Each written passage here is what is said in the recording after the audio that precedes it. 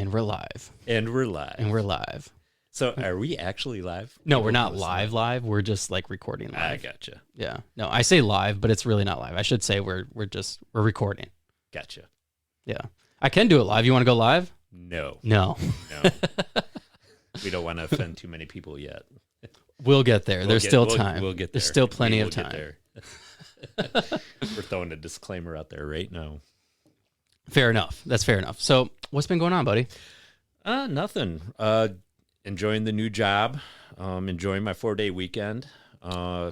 Just trying to stay active in the rehab work. And, man, as much as I'd like to have a drink, I know I can't.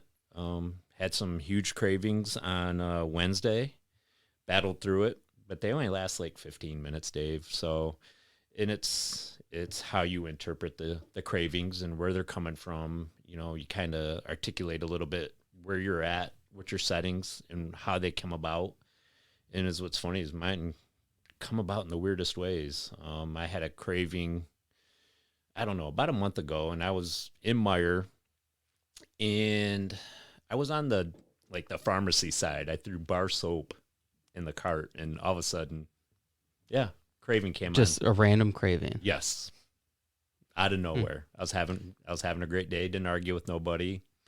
Yeah, so I just stayed on that side of Meijer for a little bit, and once it went through, I felt safe enough, I guess, quote unquote safe enough to hit the grocery side of Meijer. That way I could pass that particular aisle. But had one on Wednesday. But just got through it. Lasted about 10 minutes. Everything's going well.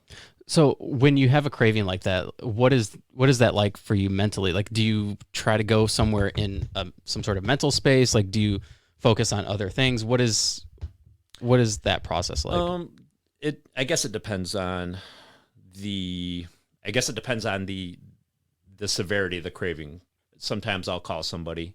Then there's times I'll think myself through it. It's just, I pay attention to, like I said, what my surroundings are, what's going on with me at that time. If I'm a little down for the day but they just come from nowhere. So would you say it's a stronger craving than like craving like food or something like that? Well, it depends on the person. Yeah. Because you got people who have that, they binge eat. So it depends on the person. Right. I don't necessarily starve for food. So now when you get further and further away from like drinking, like for instance, like I get cravings, right? Like food cravings. Like I want like ice cream or something bad. Yes. But the longer I go without eating something like that, the less I crave it, the less I have that desire to eat something like that. And if I do eat something like that, then the cravings start to come back. Is that how it is for you when you're with drinking? It can. I almost equate it sometimes like to the further away you get from the last day of your drink is almost like the further you get away from Earth, the less gravitational pull you have. So the further I get away from my last day of drink, the less pull I have towards it. But at the same time, Dave, we've talked about this at work numerous times. A lot of my cravings came from negative self-talk. I don't have that negative self-talk anymore. So I can be in a room full of alcohol or around it and be absolutely fine. And I love the fact that if I'm with people, you know, a particular person, and she wants to have a drink that night and I ask her not to, she's totally fine not drinking that night or not having a cocktail with dinner. So I love being able to have the strength to set down boundaries now for myself. So yeah, that's probably one of the most important things, right? When you struggle with something is having people around you that are willing to support you in whatever it is that you need help with. Yes. Yeah. The support is awesome. But at the same time, you have people that I was just talking about this yesterday with my son's mom. You have people that want you sober, but once you get sober, they fucking hate it. They fucking hate it, man. It's like they almost do everything they can to get you not sober. And I've got a couple people of those like that in my life right now. So, so I choose not to talk to those people. So, yeah, I mean, unfortunately, there's people that don't want to see you be successful in any way. Anyway, Whether it's being sober or financially or anything. Yeah. They're just haters. Bad. I got one particular person. She's like, you need to be sober for the kids. You need to be sober for the kids. You need to be sober for yourself. And then once you're sober for yourself, then it's everything hell and high water to get you back in trouble. Mm-hmm. Yeah. So I will not say no names. So what else has been going on? It's been a while since I've seen you. I mean, I see you here and there, but we don't really talk all that much. Yeah. I miss working with you, man, and our daily nonsensical conversations. Oh my gosh, the conversations we used to have, and I really miss having those with you. But at the same time, I had to get out of that area. Obviously for more reasons that came up later that I won't disclose on this podcast, but it was time to go. I had to get out of that position for me. It's not that I couldn't handle the stress that was with that job. It's just I chose not to anymore.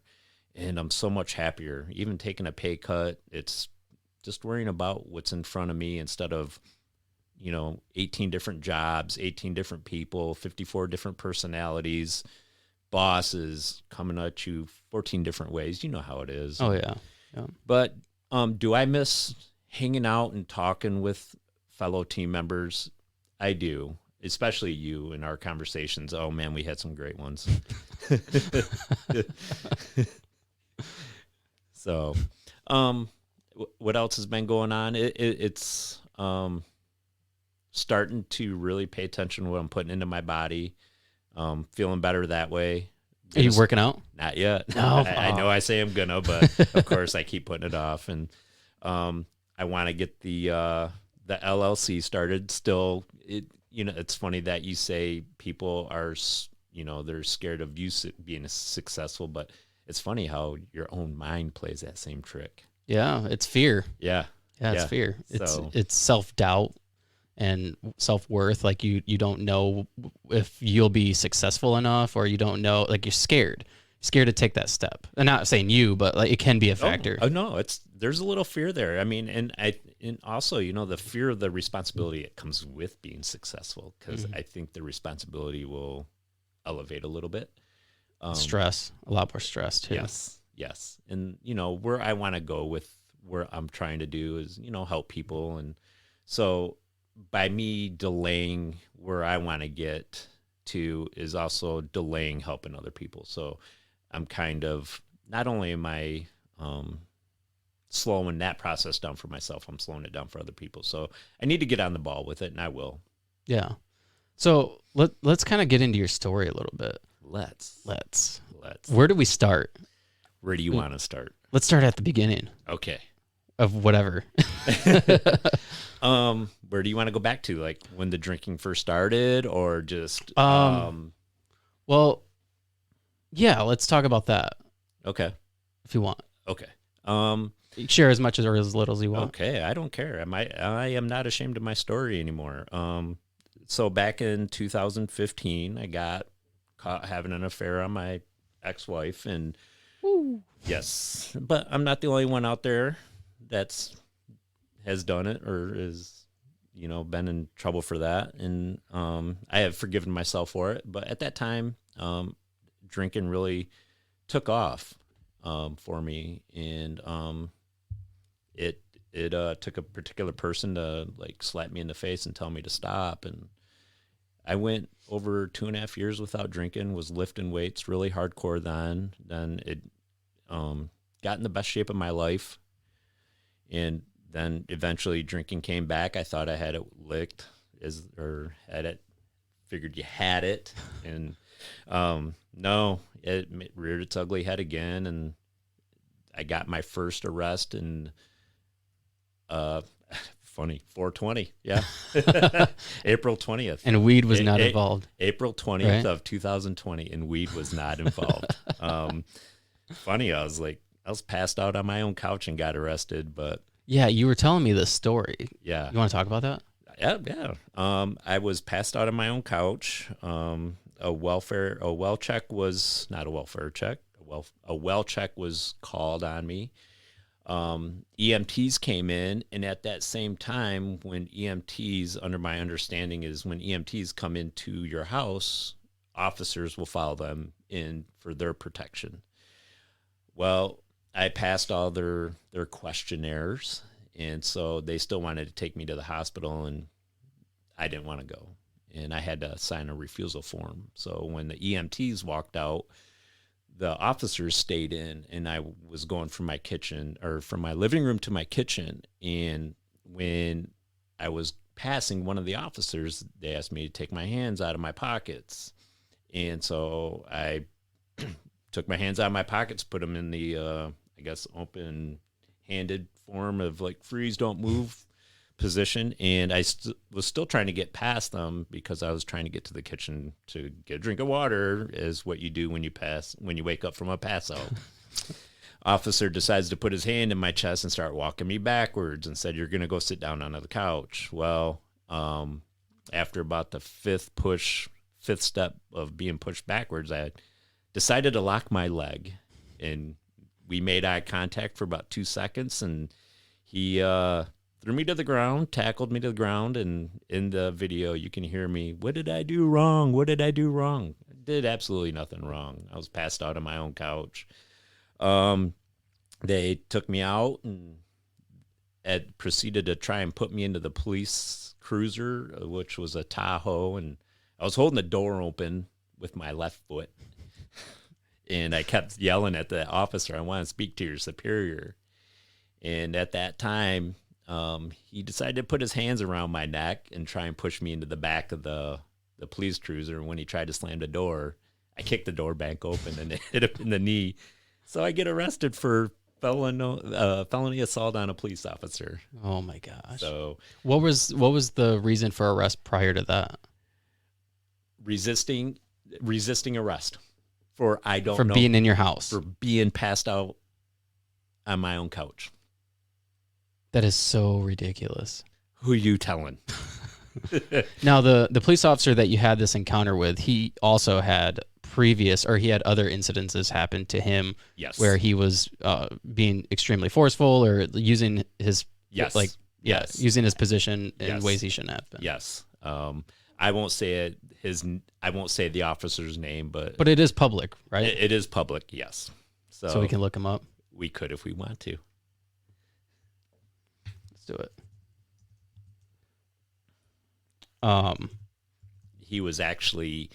He got pulled over he got in trouble for pulling over a young black teenager in DeWitt at the tailgaters. And he pulled his gun on him. He was off duty and out of jurisdiction. See, why would you be doing that? Why would you? You said he followed this kid, right? That's just what I read. All right, so Lansing State Journal. Judge orders DeWitt police officer to stand trial for pulling gun on black delivery driver. That's the one, right? Yep. I believe he's delivering newspapers, if I'm not mistaken. Is that what it says, Dave, on the article there? Let's see here. St. John's. A judge ruled Friday there was enough evidence for a DeWitt police officer to stand trial on charges of misconduct in office and felonious assault. The charges stem from a January 14th, 2021 incident where off-duty DeWitt police officer, should I say his name? No, let's leave it out. Accused of following a Lansing State Journal newspaper delivery driver from his neighborhood, pointing a gun at him and pursuing him to a nearby gas station where he again pulled his gun on him. Michigan Attorney General Dana Nessel charged blank in April with misconduct in office, which, we can say his name because it isn't a public article. This is the Lansing State Journal. You know what? But I don't care. Let's say his name. They can just go and read it if they want to. They can read it. Your audience will read it if they want. Yeah. I'm not going to let's not throw his name out there, but it is public. Michigan, okay, charge this officer in April with misconduct in office, a felony firearms enhancement, and felonious assault. Vors had an attorney to follow blank, the 19-year-old driver, nor to pull his gun on him. Oh, wait. Had no authority. Okay. The defendant never had to follow him and never had to pull into that gas station. Mr. Hamilton was driving away, but he chose to do it anyways. Yeah, so that's crazy. So he just chose to see, like, he's seen a black guy and was like, I'm going to follow him. Yes. Like, why? But, what? And this is the same officer. Oh, this is what led to Forrest. I'm just going to say his name. What led to Forrest drawing his gun? This is the same officer that literally put me in a chokehold. And then for no reason. And then put his hands around my neck because I was passed out on my own couch. And he decided to tackle me because I wouldn't sit on my couch. Wow. And I didn't show no force I didn't even say a word to the cops. I didn't even say a word to the officers in my house at this point. Isn't it kind of a weird thing that a police officer can come into your house and tell you what to do in your house? It's fucking insane. Like why are they allowed to do that? Like, it's not like there was some sort of situation to where you were causing some sort of violence or you were like there was a domestic abuse situation. Nothing like that. Nothing. You're literally just passed out and they're like, you need to sit on the couch. Yes.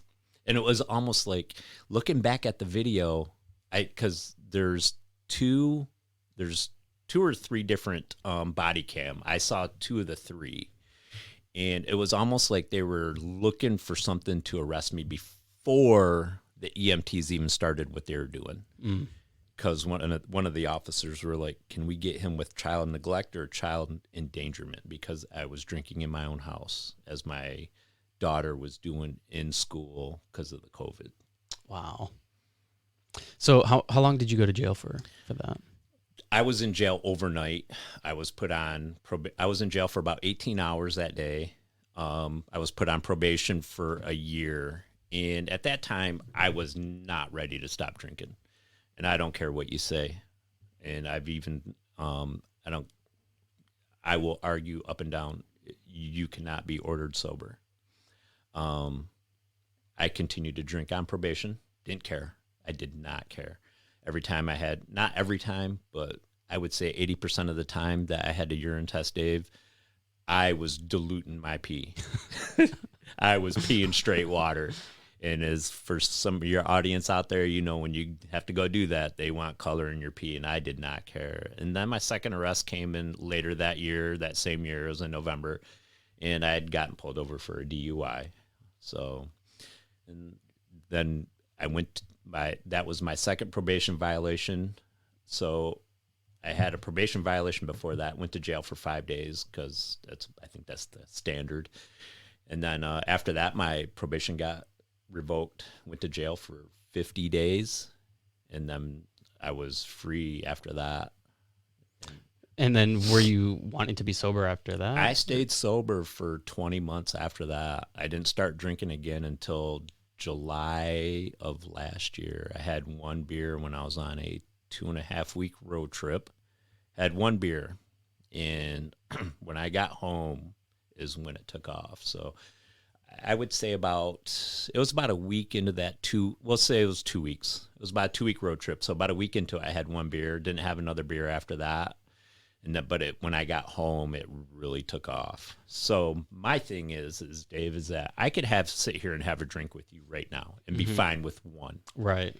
It's what happens next Saturday and the following Saturday after that. And is it circumstantial? Like you could have a bad day and be like, I just need a drink. And then from there, it's like a slow, steady decline. Well, nowadays I could have the shittiest of shit days and not want to drink because I don't have that negative self-talk in me anymore, like where I'm a bad person, bad dad, just overall bad human being, because I know that's not true. I know I'm a great dad. I know I'm a great person. I'm a great human being. So all those factors that was running through my head before, I wasn't really a social drinker, quote unquote, like they like to say. Yeah, that's me. So, I mean, I can be around it, people doing their thing. It's just, I'm fine because I know I'm not that shit dad. I'm not that shit person. I'm not that shit human being. You know what I mean? And then,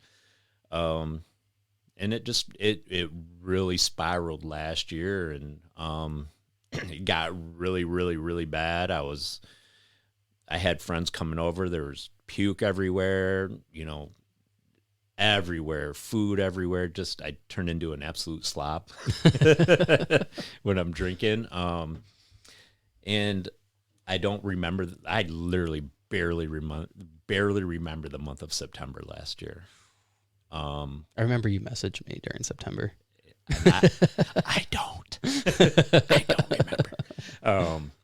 It's funny because I remember talking to you about that, and it's funny because my closest friends, when I text them when I'm drinking, they know. Yeah, just from texting. Yeah, and I've got two people in my life right now. My daughter Danica and my good friend Julie. I could just say the word "the," and they know if I've been drinking or not. In text or in person? In person. Wow. I could literally say the word "the," and they'll call me right out. You've been drinking. Just the way you say it. Yes. Wow. So, and it's important though to have people like that know you so well, because then it kind of helps keep you accountable too, because you can't hide it. Right. Well, and I'm at a point where I'm keeping myself accountable now too. That's the most important thing. What I mean? Yeah. And it's awesome. It's awesome to be where I'm at now. I love it. I was just telling somebody the other day, I love being sober. I love it. I'm getting everything back fast. I'm noticing it everywhere. When I get up in the morning, how fast I get up. The quality of life is so much better. Everything in life. I'm noticing even on the golf course, how I haven't even started lifting weights and my strength is coming back on the golf course. Stuff like that. I feel stronger now than I did even 5 years ago. And 49. So you're 49? 49. Dang. Don't tell nobody. And yeah, so going back to last year, I'm not suicidal, never have been, never wanted to hurt myself, but there was a few times in September, Dave, I didn't care if I woke up or not. I've told you this, it's like, didn't care. I didn't care. Let it go. It's time. I don't care if I wake up. And it's sad to be in a place like that. And unfortunately, there's a lot of people out there like that, and there's a lot of people out there that's dealing with it. It's crazy. The numbers that you hear, 60% of our population deal with it directly or indirectly. Yeah. I'm sure that number's lower, or I'm sure that number's higher now. There's a guy at work that you know who he is, but his dad just tried drinking himself to death. Okay. Yeah. The one that was in your old team. Yeah. Okay. Yeah. I got you. Really? Yeah. It was bad, I guess. Like he ended up in the hospital. He might still be in the hospital. I think he might have been in a coma or something. I'll have to reach out to that particular individual and just let him know I'm thinking about him and his family. Yeah, it's crazy though. Because I don't understand that mindset because I've never been there. I've never had addiction problems like that. And to the point where it's almost like a demon, right? Like it just takes over your mind and you just want to. It's got to be like an inner battle, right? Like with self and with this demon. I believe it's the only.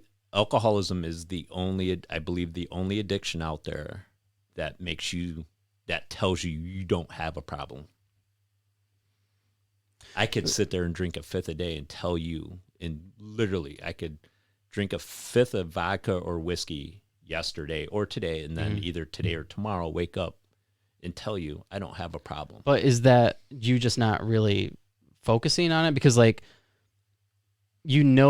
you're letting other people down by doing that, right? That people are not happy with you. That it's like a self-worth issue, but right? You get to a point where you don't care. Right. When you get to you start drinking, you get to a point you don't care, because once you hit that spot a little bit, then all your stresses go away. And then now you're really going for it. And it's when you wake up the next day, you're like, oh, fuck, who did I text what? Or who did I say to what? And then that's when all the...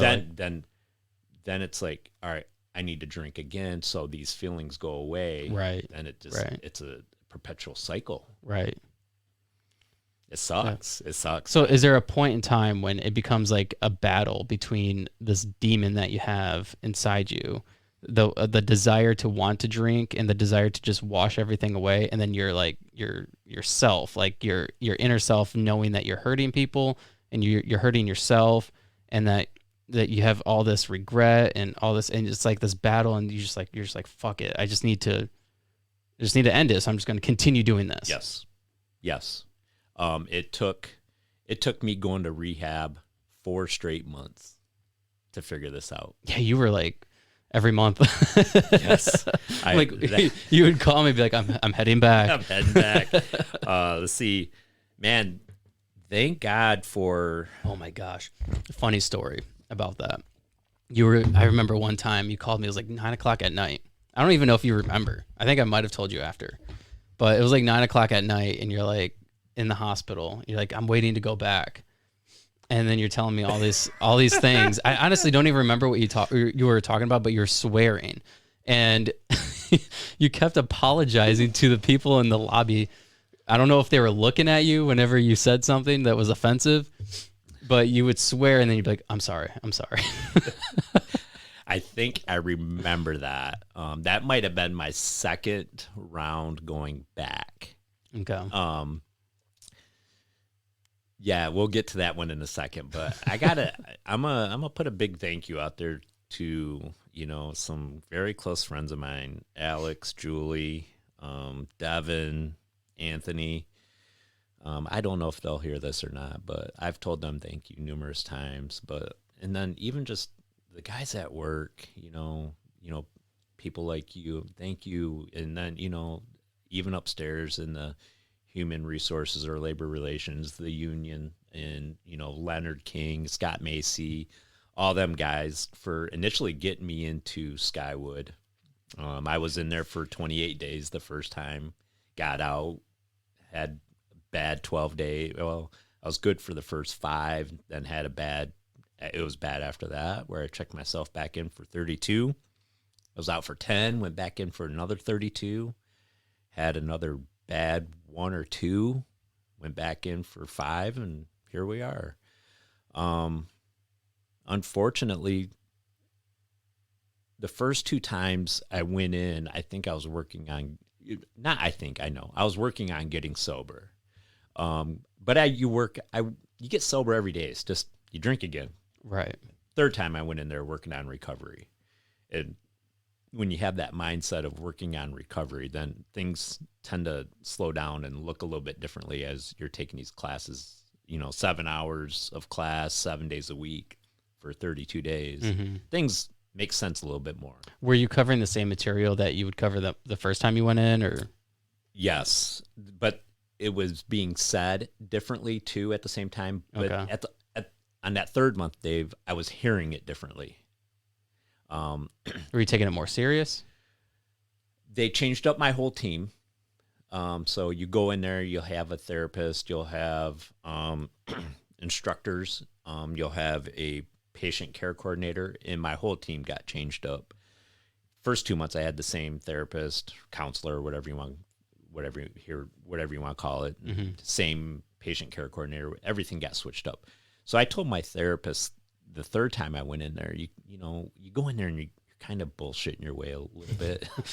You're telling these guys what they want to hear, but they know. Right. They know. Right. They know you're bullshitting. So that 3rd time I went in there, Laura was like, how do you want to do this? What's great about Laura, she's like, do you care if I swear? And I'm like, I would fucking love it if you swore. And so she goes, well, how do you want to handle this? I said, I need you to turn my brains into a big old bowl of spaghetti, and let's figure this out. And Laura absolutely did that. And she got me to the point where everything that was kind of holding me back, I got past that. And it was everything I was ashamed of, my arrests, my drinking so much where my, people were pulling themselves away. I wasn't pushing them away. They were pulling themselves away because they didn't want to be around me. during that state. And so it's difficult when you're watching somebody drink themselves, or not even just that, but like doing something that is harming them and you love them and care about them. It's hard to watch that. And I don't know that. You know what I mean? Right. I only know my side. Right. But it feels like they don't want anything to do with you. Right. Yeah. Yes. And so my kids had to pull away. And that's what they did. But self-preservation. Yes, but now they're back in my life, full force, full core, everything. Actually, going to be going golfing with my daughter today after the podcast, and hell yeah, nice. So got a coffee from her on the way here. So she's doing good. Everything's. It's funny how everything comes back faster than what you think it would. Yeah, but that's me. I'm sure it's not going to be that way with everybody. Well, you got to put the work in too. Yes. And you know, people in my life don't want to hear it. They want to see it. Stop feeding me bullshit. I don't want to hear the bullshit. I want to see it. Right. And they're seeing it. Yeah. They're seeing it. And I have a couple people that I was in rehab with that I talked to on a normal basis, and a couple of them just went back, and I'm proud that they went back. We talked on their way in. They're ashamed and feeling embarrassed. And man, there's nothing to be ashamed about. Yeah. There's nothing to be ashamed or embarrassed about having an addiction. And I don't know, your audience, I don't know if they saw me on the news or not a few weeks ago, but there's nothing to be ashamed about. And I told them guys I was proud of them and I love them, and I do love them, and I am proud that they're taking the strength to get back in there. What news channel were you on? Channel 6. I never even watched that.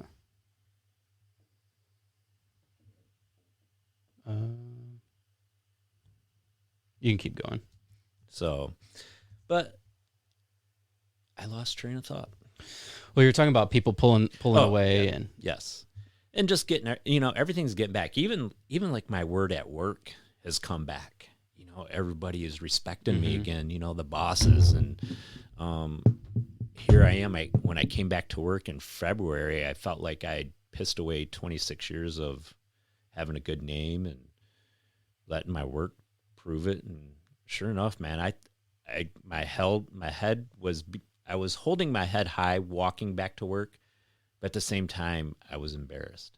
But man, the love and hugs I got that first day back, it was awesome. Well, most people want to see you be successful, right? Right. Most people want that. It's the people that are closest to you that don't want that. I wouldn't say they're not necessarily the closest, but you know what I mean. They know your most inner selves and what you're capable of. They don't want you hitting that full capabilities. And it's funny how you got haters out there like that. I think that's it right there, Dave. Once it plays.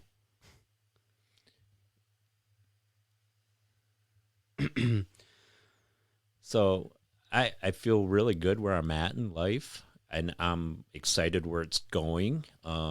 We've talked about this, what I'd like to start, and where I want to go to be able to help people, and even, start this apparel line to be able to donate the profits back to where I did my recovery work. That way it could be handed out to people who can't necessarily afford maybe their full recovery. Some of it can get paid for, and I would love to do that. Hundreds of people are on the Capitol lawn right now to put an end to drug-related deaths. It's our top story at noon. Hello, everyone, and thank you so much for watching today. I'm Kiera Lake. United to Face Addiction members are currently hosting their 6th annual drug abuse rally, and their goal is to educate and empower people to say no to drugs. Kyle Macon is here for you now live from the rally. And Kyle, what is their message this afternoon? Kiera, they're saying enough is enough. I don't know if this is the one I was on or not, that but over let me... 3,000 people lost their lives due to overdoses, which is 3 times higher than the amount of people who had died in car crashes. Many people... Oh, of course. course. You need to pay your internet bill, man. The rally say that why they're seeing more overdoses than before is because drugs are now being laced with fentanyl. At the event, over 80 organizations were there to educate people what resources are available to them. Dozens of former addicts spoke to the crowds to share their story of recovery in hopes to inspire others. One person there says that addiction can happen to anyone, and you shouldn't be ashamed to ask for help. I just sent you the text of the clip where I was on, so I just forward that to you by way of text. Yeah, the Wi-Fi down here doesn't work that well. I have a Wi-Fi wireless thing, and it's a enhancer, and for some reason it went out. So I have a direct like hookup, but it doesn't work that well down here. It's frustrating, but yeah, it was. I did the interview, and what was crazy is I had golf league that day, and sure enough, about 6:15, I got bombarded with a ton of texts when I was on the golf course. Everybody seen you on the news? Yes. But what was awesome too, Dave, is that a few of the texts were like, "It was so good to see you," because I admitted right on air that this is what I deal with. I deal with alcoholism. It's right there in the clip. I deal with alcoholism. I've been dealing with it really bad for the last 8 years. And there's nothing to be embarrassed about. And there's people that want to help. And there is people that want to help, truly help you, not for their own gain, And, unfortunately, some people out there to help for their gain, not for somebody else. But that's not me. I'm here to help, and not for my gain at all. Once we get close to ending this, I'll put that email out there, and my phone number. So if people contact you and they want to get my phone number, give it to them. I don't have a problem with that. And it was awesome because a couple of those people they were telling me what they were going through. And it's stories like that also help me stay sober as well. Right. I think I text you, I wore a shirt out in public that said, asked me how I got sober. And man, I got stopped 5 times that day. I got one right at GNC, and then 4 times at the DeWitt Meyer I got stopped. So wow. If you guys ever see me out there wearing that shirt, ask me and I'll tell you. Let's talk. Oh, definitely a conversational starter right there. Yes, it is. It is. But I love it. I don't shy away from it. So. Well, I think so many people struggle with addiction in not just alcoholism, but in everything, like even eating. Eating's probably the number one. Dude, it's fucking bananas. Addiction. It's Yeah. fucking bananas. Cause one of the instructors, I'm not going to say no names, but one of the instructors at Skywood, anyway, one of the instructors at my rehab, she sat up there and she was, she sat there and told us, I can't figure out why you guys want to drink yourself to where the point you want to puke and pass out. She goes, but you don't understand that I'll sit here and eat, 6 Big Macs till I'm puking. And in my same mind, as I'm sitting in class listening to the instructor, I'm like, you're right. I want to throw up just thinking about eating 6 Big Macs. Yeah. You know what I mean? But whether it's food, drugs, or caffeine, it's hitting the same reward, the same reward pleasure zone. You know what I mean? In the brain. Right. So, you get that.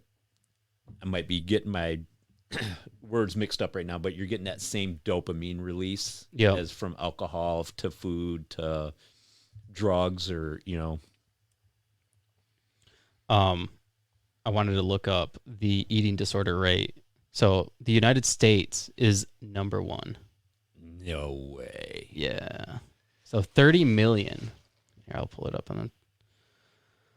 So the United States has 30 million number of people with eating disorders. United Kingdom comes in at 1.25 million, Australia 1 million, and Canada 800,000. Okay, now is eating disorder is this considered obese or eating disorder as starving yourself as well? Key eating disorder statistics. Eating disorders affect at least 9% of the global population. 9% of the U.S. population suffers from eating disorders. The percentage accounts for 28.8 million Americans. 6% of the people with eating disorders are diagnosed with the status of being underweight by healthcare professionals. between 28% and 74% of people that are at risk for getting an eating disorder get it from hereditability or as a genetic trait from their family. Of all mental illness, eating disorders are one of the most fatal, with 10,200 deaths occurring every year. By the percentages, this is higher than the people that die from opiate overdoses. Now that could be where they're under eating and overeating. Is that Yeah, what you're saying? that's all considered an eating disorder, I guess. So, but it's crazy is that I'm not very knowledgeable on the overeating part, but the other health issues that come with that were diabetes and stuff like that, and the heart disease, and but it's what makes it. You got fast food on every corner, and it seems like nowadays it's just easier to order up a couple of value meals than to cook. Well, and it's almost cheaper too. I was just going to say that, Dave, it's cheaper. So there's this guy. He lost so much weight. I seen an article this week, and I'm trying to find it. It's incredible the amount of weight he lost, but like he has all the skin hanging. Like it's insane. Like so he needs that surgery. Yeah, he needs this. I think he actually had the surgery. I'm trying to remember what his name is. Hold on a second. And just from me, also from me, stop drinking, I've lost 35 pounds myself. Just from drinking. Well, because you tend to eat a little bit more shittier when you do eat. Yeah. There was times that I would go days without eating because I'd try to get all my nutrition from alcohol. What kind of sense does that make? I don't know. But at the same time, you're ordering you eat bullshit. The bullshit you eat. What was your go-to, like Taco Bell? It didn't matter. It depended on the time of day and how long I wanted to wait. A lot of times I had a lot of pizza delivered so I wouldn't have to drive. Mm. At least you were responsible and didn't drive. I'm a responsible drunk. Oh, I wish I could remember his name. But like I said, man, it's great. It's great having everything back, and the best ability I can have by being sober is the availability. Yeah. Because if I was still drinking now, Dave, and we scheduled this podcast for today, I would say it might have been an 80-20, maybe 90-10 in the higher percentage of me not making it. Mm. I probably wouldn't have invited you on. I'd be like, he's not going to show up. I appreciate the honesty. I can't remember this guy's name. But, I enjoy now my kids are contacting me on the regular. I went up and hung out with my son and his husband yesterday, and oh my gosh, how fun was that? I mean, cracking jokes all afternoon. Oh, you want to hear a joke? I got some jokes for you. All right, why did Susie fall off the swing? Why? Because she has no arms. Knock, knock. Oh my God. Knock, knock. Who's there? Not Susie. Oh my gosh. And then dad jokes. So then he tells me this joke. He goes, "Dad, what's the difference?" This is my son. "What's the difference between peanut butter and jam?" "I can't peanut butter my dick in your ass." Oh my God. So this is the jokes that are going back and forth. And yeah, I'm sure not every father and son has that type of relationship, but you know what I mean? This is me and my son. We make fun of people. We make fun of each other. That's important. We went to, and what's great too is my daughter was up at Central yesterday watching her boyfriend do 7-on-7 tournament for football for DeWitt. This is the guy. I have so much loose skin after losing 360 pounds. I need 5 surgeries to remove it. He was nearly 600 pounds. Look at this. Holy shit. Right? This doesn't guy's even look like the same guy. No. But look at that. So this is just proof that you can overcome whatever obviously there's people that overcome addictions all the time, but to get that big, you have to have some sort of eating disorder. You can look at that. Wow. This dude needs, yeah. This dude is insane. Like, I mean, the amount of weight that he lost is incredible. Now, did he lose it fast? Is that why the skin is like that?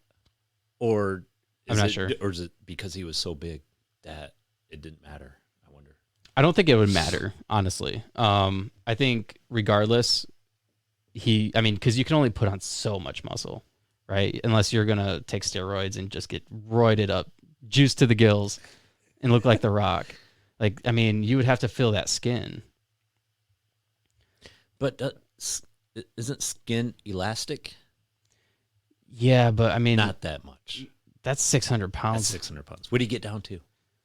I think it was like 2 something. Holy shit. He was eating 5,000 calories a day. Via chips, cheeseburgers, whole pizzas, and soft drinks. 12 packs. Wow. Exercise left him out of breath. He bristled at the thought of beach days or water parks and blamed his lack of motivation for the end of his 7-year relationship, despite efforts to save it. I would always put on a happy exterior because that's what a lot of big people do. But I was a pretty lonely person, he explained. You don't want to go to anything because you don't want to have to worry about fitting in the chairs and worrying about having to walk very far. What you're going to wear. Procasta started his health journey by walking just a few blocks a day, eventually traveling farther and farther each day while limiting his intake of sweet treats and savory indulges. The former chip addict drank... Why did they got a word shit like that? The former chip addict drank more water, ate more protein, and now treks 10,000 steps every day, no matter what, along with frequenting the gym and to lift weights. What's 10,000 steps? What is that? That's like 4 miles? Is that 5? Yeah, something 4 like that. miles? I mean, we walk, like at work, we walk on an average about 17,000, and that's about 10 miles. Okay. So that's what my tether tells me every day. Oh, this is so funny when people, like I said the other day, they were asking me, why are they wearing tethers? It's so funny because like so many people comment on it, and it's like, why is this a point of discussion? Like, you've never seen somebody wear like some sort of fitness tracker on their leg. Do you know what is that? Is a pedometer? That tracks your steps? Pedometer. Pedometer. I think it's pedometer. Pedometer. I think. Yeah. But like, people don't wear that? Why do they care? Why does it matter? To them. It's not. They know it's not a tether.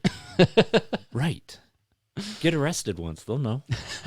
I've seen people with tethers. They're a lot bigger. They're a lot bigger. And the Band-Aid Velcro. Yeah. I'm sure the Band-Aid Velcro. There was a guy at work the other day. It was like, what's that on your ankle? And I was like, it's a Fitbit. And he's like, why do you have it on your ankle? And I was like, because it tracks your steps a lot more accurate than like my watch does. Yeah, you could sit there and swing your arm all day. And it'll count. It'll count it. Or if like you're working, it'll count that too. And I'm like, if it's more accurate on your leg, I don't have to worry about it. And he's like, well, I'll just put it on my shoe. Why? Why does it matter? Okay, good for you. Put it on your shoe. Who cares? Go ahead. Take it. I mean, what are you gonna do when you take your shoe off? I don't understand, but all right. But what's funny is like when we were still working together in the same team, I don't know how many people asked you that. So many people. And then and now that when I'm in a different area and I'm working over by Amanda now, and then like when I walked in with you guys and, you took that right turn and Amanda and I kept walking straight, but, Amanda was a few steps ahead of me. And, like I said upstairs, is like, somebody's asking me, why do they wear tethers? Like, it's not a tether. We got to track each other. Like Amanda said upstairs, I'm gonna start using that because they robbed banks.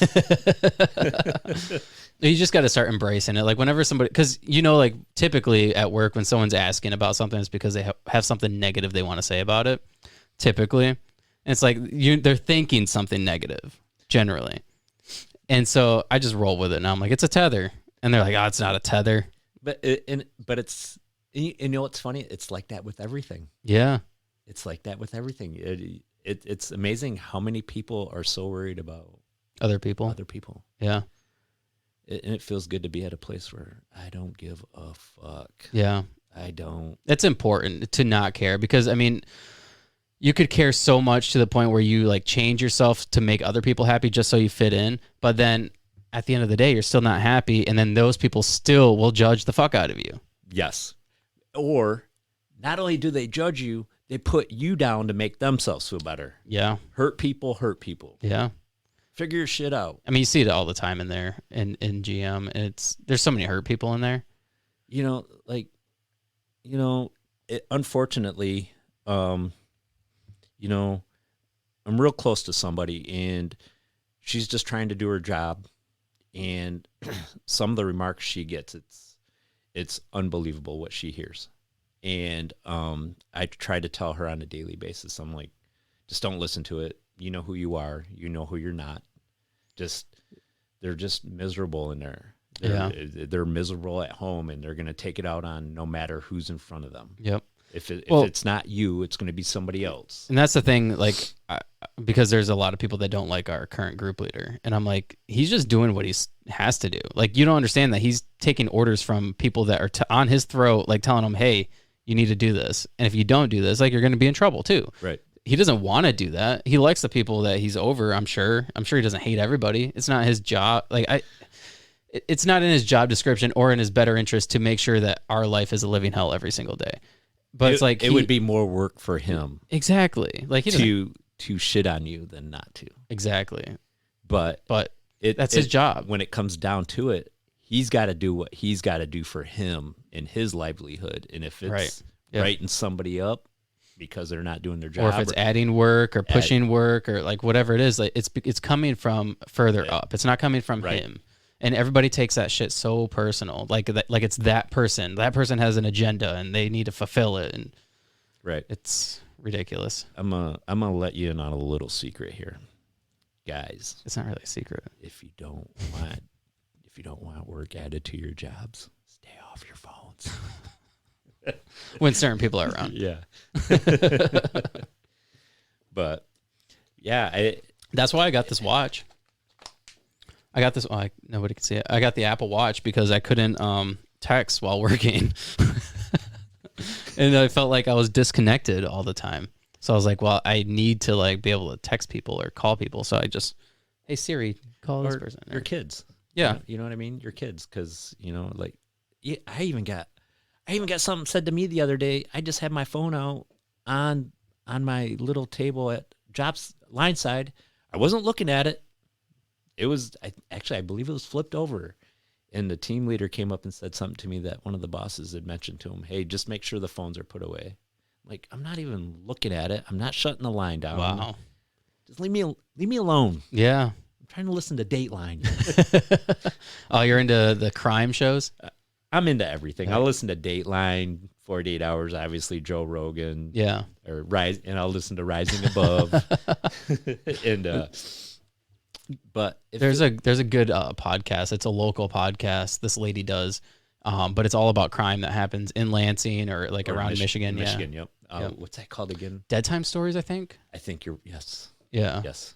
Yeah. Her name's what's her name? I can't remember her name now. I remember there was one she did for Lansing, and she was talking about going down here, and then I could picture myself going down that road. Wow. As she was doing the podcast. That's crazy.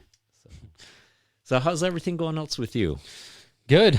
I kind of got burned out from podcasts for a while, just because it's always a constant thing. Like, it's always like trying to like find new guests, not really find new guests, but like it's booking guests. I do this whole thing by myself. So like editing podcasts, uploading, typing descriptions, all that stuff takes so much time. Thumbnails, pictures, social media posts, like all that. It's like this big involvement thing. Like I do it all the time. So I got burned out, stopped doing it for like a couple weeks, and then now I'm starting to pick it back up, and I'm actually like going to be really busy here soon. So I'm going to burn myself out again. But my goal is to hit 200 episodes this year. And so now, when you feel that burnout, do you analyze what you did or didn't do so you don't maybe feel is burned out? I did for a while. Because there for a while I was putting an episode out like almost every single day during almost every single day every week. I was putting an episode out. I would just record so many, and but now, or I would record enough to where I'd release like 3 a week or something, which is insane. That's an insane amount of podcasts to do. Like, I've only done this for little over 2 years, and I'm at I'm almost at 150 episodes. I know you had days where you what are you doing tonight, Dave? Well, I got to edit 3 podcasts tonight. Yeah. And I got to do 2 more tomorrow night. And Yeah. I knew you were doing a lot. Yep. You're doing a lot of episodes in a short amount of time, it seemed like. Yeah. Yeah. I mean, and it was because, you know, I want to get better. I want to get more efficient at it, get better at it. I enjoy doing it. It's fun when you can sit down and do it. It's therapeutic in a sense, but at the same time, too much can be a bad thing. You have to have a balance. Absolutely. So, so now, you know, like I went to releasing 1 episode a week, which helped a lot because then I didn't have to put so much focus on it. I could edit 1, get it ready to be released whenever I wanted, and then just promote it like 1 or 2 days. And then I was done with it. But now I have a couple that are stocked like in the bank and I need to release them, and I'll probably start releasing like more than 1 episode a week again. I know at one point too, you were just, it seemed like recently, but maybe not, you were meeting with a lot of business owners. Are you still doing that as well? Yep. I meet with everybody. I have a bunch of politicians coming on here soon because we have an election coming up. So I reached out to all the people running for city council in Lansing. And so I actually had 1 on already. I need to release that episode. And then I have everybody else coming on too. So, and that's all in July. So it's going to be pretty crazy because those ones have to get out like right away. Right. So, especially for them and their, I don't want to say their agenda, but kind of their promotion, like to help them. Right. Yeah. And I guess that's what I mean by their agenda. So they can get their name and word out. Yep. But the thing is, like with podcasting, it's one of those things that like you, in order to stay relevant, you have to keep doing it. You cannot take breaks. Right. You have to be consistent with everything. And that's probably one of the hardest things as a content creator is making sure you stay consistent because I mean, life happens, you have kids, you have family, you have work, like you have all these other things you need to do. And content creation is so time consuming. So how's that other endeavor going? The network? Yes. That's also kind of been put on hold for a little bit, but I've had I'm having a website be created. It's actually created. I just need to work on it more and develop it, like kind of redevelop it a little bit. And it's going to be a slow grow. You know, what's funny is like when I've talked to you about starting this LLC and getting the business going and the apparel line and stuff like that, when you get that word out there, it's amazing how many people want to help. Yeah. Like the channels, just the channels that have been afforded to me, like, hey, I know a screen printer or I know access to apparel, you know, so let me know when you're ready and we'll help you out. Yeah. It's amazing. Yeah. And here I am. I'm like, how the fuck am I going to do this? But then I got people like you that are, you know, helping, you know, that are willing to help. And it's awesome that there's people out there like you and other people that want to help. Right. And that you don't feel so lost in it. Well, and I think that's one thing, like by doing this podcast and having all these other different business owners on, is it allows you to, for one, have these connections with different people, and it allows you to help people. So like, you know, when you launch your business here soon, you'll be able to come back and promote that. Right. And like by doing that, it helps you, it helps me, it helps everybody. Right. And to see everybody succeed is always beneficial. Like it doesn't, I have an apparel line too. It would not take anything away from me to promote your apparel line. Right. It doesn't affect anything. Isn't that just, it's, now that I've seen it, it's just crazy that people, it's almost like I was watching a documentary and they call it the crab in the barrel or something like that, as one crab's trying to get out of the barrel to escape and the other succeed. One's The other one's pulling them out. But you have that in life as well. You got people that just want to keep you down, but then there's other people that's out there that, man, grab a hold, let's go. Yeah. Well, I mean, there's enough to go around for everybody. There is. Yeah. There is, you know, and there's a couple people that like I said, I talked to, and, you know, they're not drinking, but they struggle every day. And it's like, look, I'll help you pull your rope, but I'm not going to push your rope. Meaning I'll help you do the work a little bit, but I can't do it all for you. Yeah. I can't. Yep. And I won't. Yep. I'm not gonna. I choose not. I don't have to, and I'm not gonna. You know what I mean? Well, but, I mean, but I'll get in the trenches with you. Yep.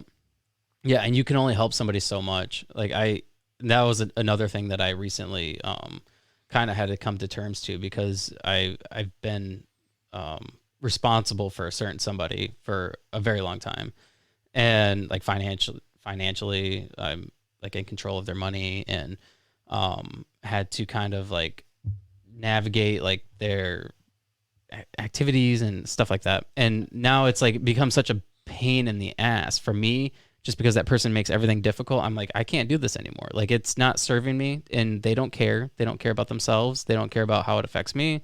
They don't care about how it affects my family. I just need to cut ties with it. Did you?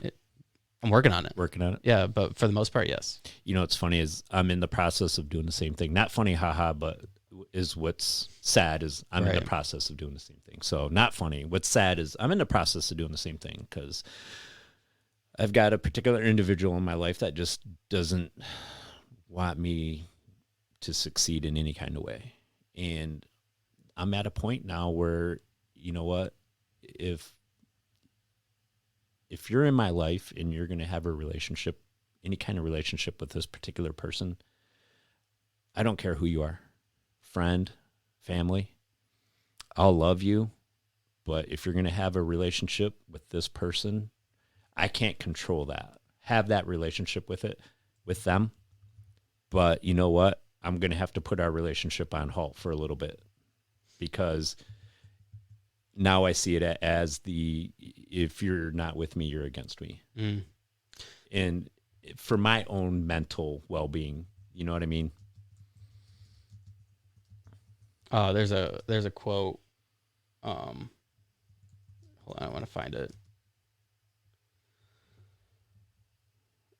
Yeah, it was Tupac that said it. Said, I'm bigger than that. I still want to see you eat, just not at my table. Exactly. Yeah. And the thing is I like that quote, because you don't have to hate that person. You don't have to wish bad on that person. I would, but sorry, I interrupted. Go ahead. No, you're fine. But you want to still see them be successful, but you just cannot have them a part of your life.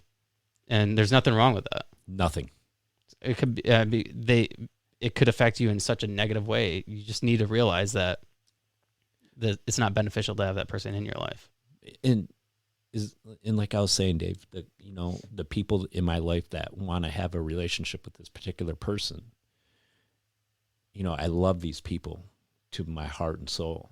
But if you want to have any kind of relationship with this other person, I can't, because it will, as much as I try to take myself out of it, it's bringing me in, and I can't stop it.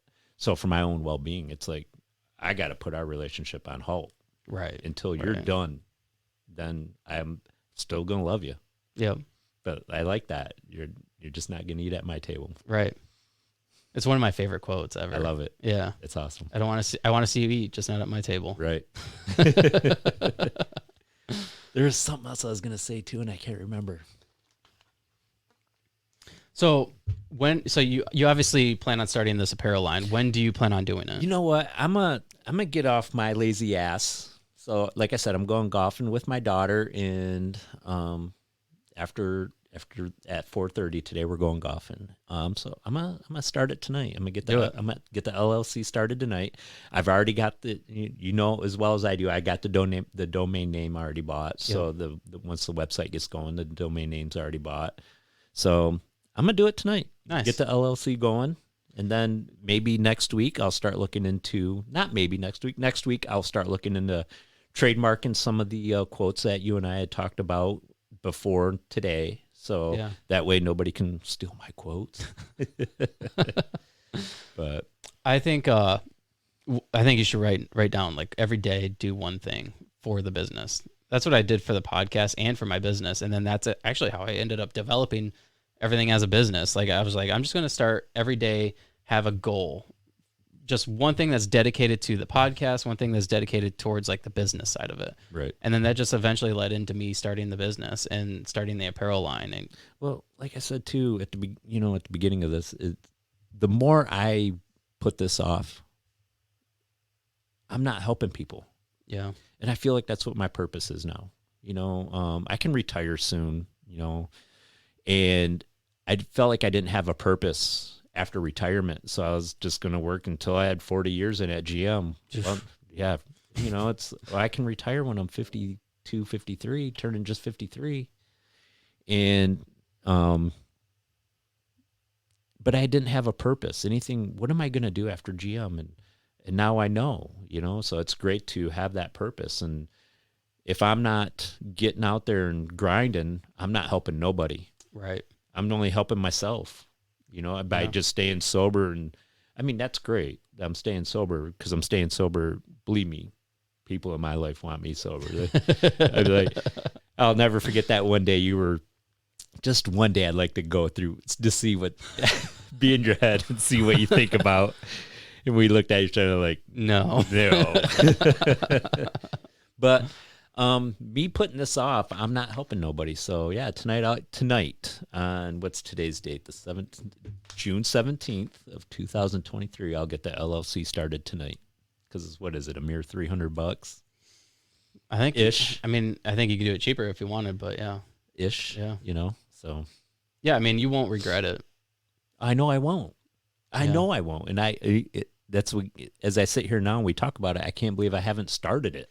Well, the thing is too, is like maybe it's that little part of me that's scared of success. That part of it. Yeah. I mean, because it's uncharted territory, right? You've never done it. I've never done it. Yeah. But it's awesome to know that what's coming is to help people. Right. Yeah. So. Yeah, man. I think it's awesome, and I think you should eventually look into possibly coaching, maybe some sort of. That's the plan too. Go back to school. I'd like to go back to school, get some social work in, get some training done through. There's a couple of Hope Not Handcuffs, and then Family Against Hope Not Handcuffs. Yes. And then there's another one called FAN, which is Families Against Narcotics. You can do training through them. That way you can be certified to do that coaching. I have a peer recovery coach myself. His name is Sean, and we get together a couple times a month for food. And it's like having a AA sponsor, but without the steps. But we talk at least once a week still to this point. Then we'll grab food. Nice young guy. He's had his trials and tribulations, and I think to be an effective recovery coach, you've had to been through it in the trenches. Yeah. And I think that I can do that. I know that I can do that. Yeah, I mean, I think that's something that, like, I mean, when somebody hasn't gone through what you've been through and they're telling you, like, you should be doing it like this, you're like, just shut the fuck up. Right. Like, who are you to say? Well, it's funny too, like, and I hate to go back to work, but it's like people at work, they're like, doesn't this piss you off? I'm like, man, do you know what I've been through? Let me tell you what I've been through. All right, I've been through 3 arrests, about 80 days worth of jail, near death twice. Well, I ain't going to say near death, but I was knocking on death's door twice last year. I was on the verge of organ failure twice. Going to the hospital and you're, whitish gray, your eyes are yellow. That means your liver's starting to shut down or is on the verge of shutting down. Wow. 100 days of rehab, and you get back and I'm grateful. I am so grateful. And it's because you're coming out on the other side. Yes. And not many people do get that opportunity. Right. And like, I want to help. I want to help save people. I want to help save families and, keep those families together. And if they can't stay together, at least they're alive for themselves and for their kids. Right. And their family. Yeah. You're 20 years younger than me, but man, I look up to you, and it's amazing where you can find your motivations from, and like you motivate me to, like, we were talking about the apparel line and just thinking, talking about it with you at work. It's like, then you looked right at me, you should do it. And I'm like, why not? Why not? Why not? Yeah. You looked right at me. Why not? I couldn't give you one good reason why not. So it's I've never been the kind of person to just be like, I think I'm going to do, or I want to do this, but then I just don't. Like, if I have a thought and there's something I want to do, I just do it. It actually drives my wife crazy, but But like that's the thing. Like, why not? Why can't you do that? Like, if that's something that you want to do or something you desire to do, why not? What's stopping you? Your own brain. Exactly, yourself. Your own brain. You're your worst critic. You're the biggest person in your way. Afraid of success. Yeah. I mean, for me, I think I'm still a little afraid of success, but I'm successful now, and I'm not afraid of that. You know, and it's Right. just, it's funny how it works that way. Yeah, and I mean, success comes in so many different ways too. It's not just financial. It's like, what does it give you emotionally and mentally and physically? And I mean, obviously, financial success is a big thing, but like as far as like what kind of services are you offering other people that can help them, that would benefit them the most? Right. That's success too. It is. Yeah, you know what? And some days, just getting up. You know, for some people, it's just getting up and taking a shower. That's a successful day. And I think my lucky stars, I'm not in that situation. You know what I mean? Because there's some people out there that suffer with that. Yeah, you know? depression, Yeah, anxiety. I was just gonna say, depression, anxiety, you know? Yeah. Some people can't get out of bed. And a good day for them is making it from the couch, you know, from the bed to the couch. That can be a tough day for some people. Yeah. You know, I've been there. And I'm glad I'm not anymore. And I am ready to help people go through, or I'm ready to help people through what I've been through. And I know I can be good at it. I mean, you're already good at it. Thank you. Making me blush. So when you have your website, what's it going to be called? Savageofsobriety.com. Savage of Sobriety. Yes. And you'll be able to be on social media and Facebook and all that stuff. Yes. Actually, you helped me get that Facebook going on that Savages of Sobriety.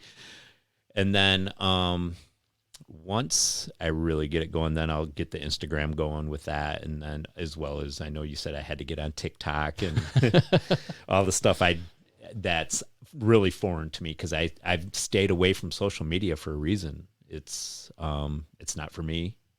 It's not healthy to be on it. I do Twitter, but I only follow DeWitt Athletics, and that's for my daughter because she's a cheerleader there. And I follow Ryan Holiday. That's it. And That's it. Just the two people. Just or those two accounts? things, yeah. And then, but you know, I've got the Facebook going now. But tonight I'll get the LLC. And once I get it, I will screenshot it and send it over to you to, Dave, look what I did. But, you know, for your listeners out there, you can contact me at savageofsobriety@gmail.com. Reach out if you're looking for help. I can, you know, steer you some kind of way. We can talk. Get a hold of Dave. Dave, give, you know who maybe to, feel free to give my number out. I just don't want to do it right over this. Yeah. I'll let you kind of do that. But reach out to me, savageofsobriety@gmail.com. It's linked right up, obviously, to my phone. My name's Ron Bancroft, and I hope to hear from people, you know. I love to hear stories. I want to help people. Yeah. I mean, that's one of the biggest things, too, for like overcoming addiction is being surrounded by people like-minded, people that have overcome some of the things that you've overcome. And that's the camaraderie of that is important. You definitely need a community of like-minded people, because this is something you cannot do alone. You will not get through addiction alone. I don't care what it is, what addiction it is, whether it's food, drugs, alcohol. If you're trying to stop, you have to be in a community. You have to you have to surround yourself, Dave. Good point. Yep.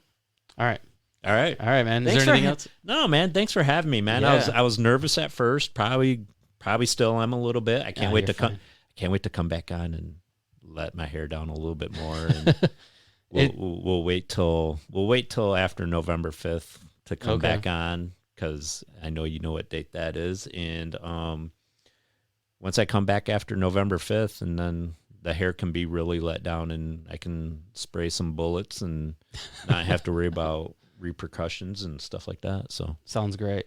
Yeah, like an hour in is generally when people start relaxing. Like if we could sit here for an hour prior and just like talk and then just hit record, then it would be fine. Most everybody feels comfortable like an hour in, and then that's when the podcast always gets better. Every time. I sat here and I was on the way over. I was like, all right, do I talk to him like I'm at work or? Yeah, you definitely should have. But that'll be the next one. We'll get you guys laughing on the next one. And you know what? And right now, and I don't know if I ever did this, but I know we were going to try and start a podcast last summer, and the drinking got in the way. And I don't know if I ever really apologized to you for not, and for kind of, I don't want to say ghosting, if that's the right word, but I kind of disappeared. So I apologize, because I know we were really looking forward to starting that podcast last summer. So I apologize that was for the least of my worries. I know, but for me, I want to say I'm sorry, and I appreciate that. I don't know, maybe it can happen in the future, but I would like to get back in here, after November 5th, maybe beginning of the year, and then where I can feel like I don't have to filter some stuff. Yeah, absolutely. All right. All right, cool, man. Thanks, Dave. All right, thank you.